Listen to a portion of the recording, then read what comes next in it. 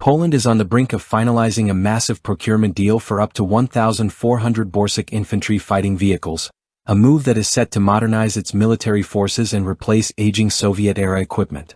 Deputy Minister of National Defense Paweł Bejda confirmed that negotiations with the Polish armaments group PGZ are nearing completion with an agreement expected soon. The Borsuk program, launched in 2014, has been a crucial element of Poland's defense modernization strategy.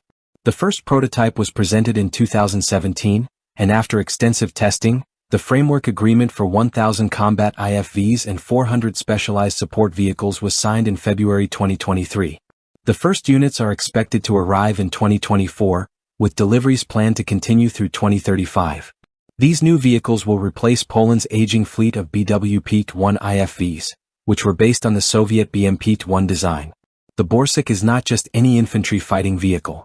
It comes in several variants, including reconnaissance transporters, command vehicles, medical evacuation units, and contamination reconnaissance vehicles.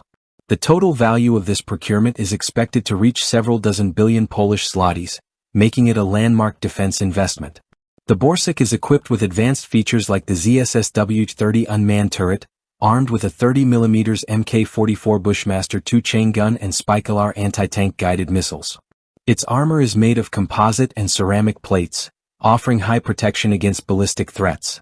With a top speed of 65 km per hour on roads and a hydropneumatic suspension system for improved mobility, the Borsuk is ready for diverse combat environments. Poland is not the only country interested in the Borsuk.